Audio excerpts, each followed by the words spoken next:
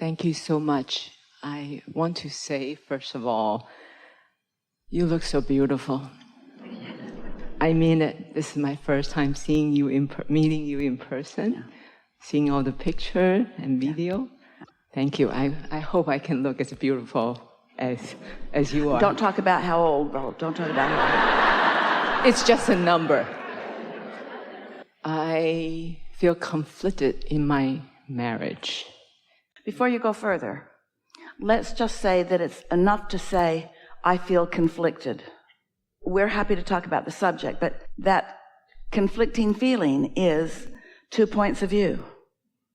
It's what your inner being knows and what you're deciding to focus upon.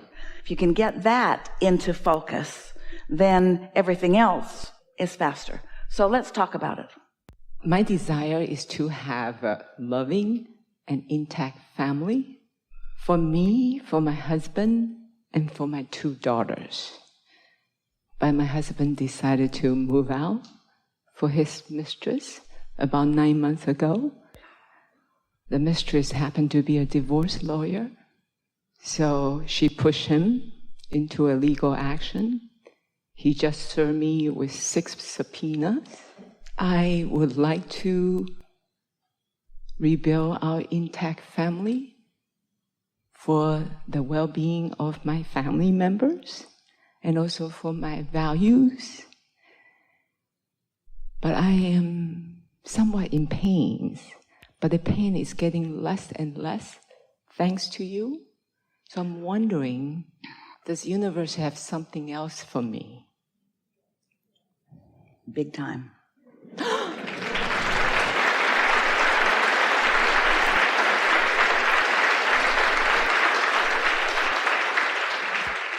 There are a number of things that we want to say to you, and we're going to say them quickly because you will receive it easily. Most significant is that we understand about the family and the values and the children and all of that. And we understand how desires from early years grow, and that expectation about how things should be is an important part of culture and desires too. But we also know that most people are missing the importance of the relationship with their inner being, and they are using other relationships to replace that. And often it isn't until something like this happens and you don't have the go-tos that you used to go to, whether they were real or imagined, for your stability. And you find your stability in the place that it always is, which is in concert and in alignment with your own inner being. Then what begins to happen is you gain a sense of who you are. And then as you are radiating out into the world, that sense of who you are is answered. Now, we usually don't go this far in acknowledgement and speaking, but we're going to do it here because it is such a strong understanding from what your inner being is observing and knowing. The path of least resistance to maintaining and encouraging who you are is in a different direction than with that person. But everything that you want, everything that you've stated that you feel so strong, that in fact that relationship has caused you to put into your vortex, is for sure unfolding for you. Sometimes people talk to us about, but what about my children who now are subjected to things that I never wanted them to be? And we say, it's a lovely thing when children get to know 2 different vantage points, 2 different viewpoints, 2 different opportunities early in their life. This is a wonderful thing. And it also gives you the opportunity to help them to know the importance of their relationship with their own inner being, so that they're not counting on the fragile and frivolous human dynamics as their guide. You see what we're getting at? They can always count on their inner being, but they can't always count on you or their father, because sometimes mom and dad are under the influence of source, which makes them a very good source of guidance, and sometimes mom and dad aren't. And so we don't want to apply any right or wrong to any of this. We just want you to know that when you live life and you put into your vortex more than a particular relationship is going to offer you, that the universe finds a way to give you what you want around that. And so don't look at this as something that's being done to you. Look at this as something that is happening for you. Don't make an enemy out of his new relationship, because you don't understand that really. You're speculating about that. Instead, think about the cooperative components of the universe and that things are always working out for you. So this isn't something that's against you. It's something that is for you. And so as you go into this, whatever it is, knowing who you are and what you want from that relationship, ask for what is fair and ask for what you want. But really, do any of you really want to hold someone in a relationship to you who has decided that they want to be somewhere else? Do you want that? What you want is to feel something that you associate with that, which isn't about that. It's about something else. I kind of suspected that's what you're going to tell me. These are really wonderful times. Things are in motion in a strong way, and your stability matters a lot. And to stand in instability under these conditions is asking a lot of anyone, but you're already doing it, and you will do it more. And so look forward to what's coming and don't spend any time pushing against what was. And feel thrilled with what the universe is offering to you in terms of opportunity. Oh, so much. Really. Thank you. I have some desire and vision, also talking to some friends facing similar issue, coming to the other side. Understand some guys will go through midlife crisis. And I feel that's what he is going through. I'm telling myself and telling my daughter, your daddy cannot think through at this moment, but he will at some point. Here's a more accurate statement. Everyone is in the process of becoming. And sometimes relationships are part of that becoming, and sometimes a leaving of that relationship is part of that becoming, and another relationship is a part of that becoming. And none of us can stand still. We understand how that thought might give you some relief. Something that I want is going away and that feels awful, and the idea that it will come back feels better. But we want you to identify, feel the difference between relief, which that thought's a little bit of relief, and true satisfaction. And just for a little while, reach for satisfaction on a myriad of topics, but reach for satisfaction between you and your inner being so that you know what satisfaction feels like. You see, almost every time someone talks about a relationship, they just can't bear it if they hear anything other than it's really not over. And we never say a relationship is over because every relationship is eternal. But we also know what the path of least resistance is. When we say to you that your inner being knows where you stand and where everything you want is, and knows what the path of least resistance is for you to move to what you want, this is your path of least resistance to everything that you want. It really is. And so what you're going to discover is your own stability, your own independence for a while, and then you're going to understand your own capacity to attract what you really want. And this is an opportunity for you to just become familiar with what you really want. It's there, right? Absolutely. And we don't think that you've given very much thought to what you really want.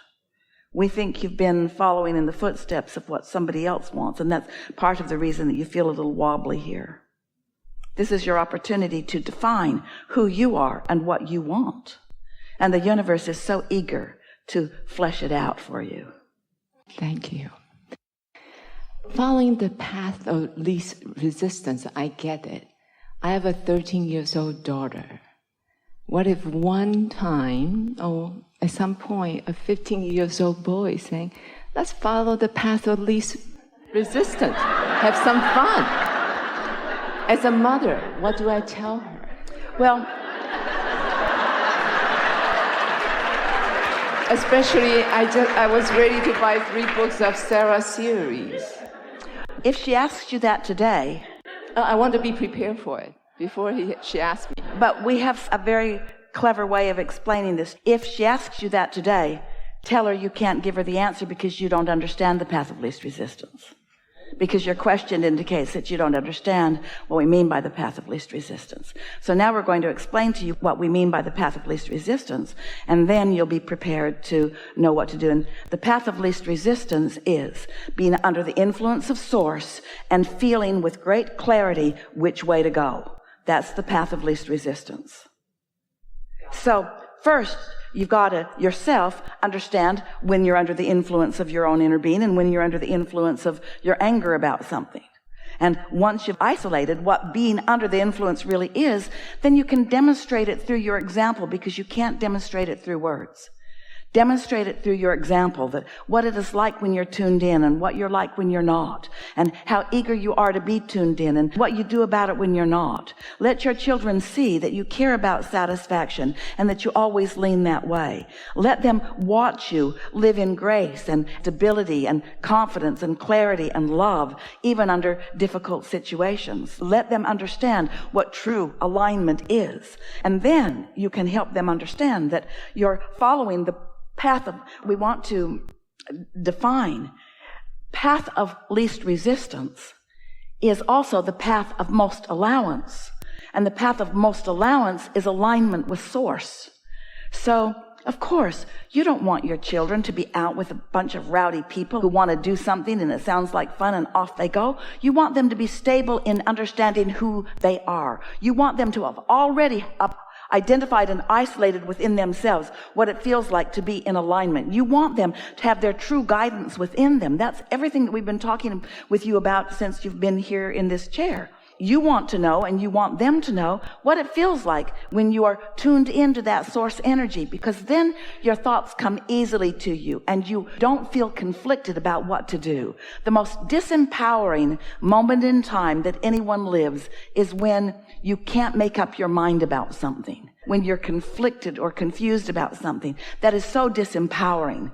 But there's never a reason for that, because your inner being has already taken all of the data of all of your life, of all of your lives. Your inner being knows who you really are and knows what's active in your vibration, knows what you really want, knows who you really are, and is sending a signal about that that is indescribably powerful and is undeniable.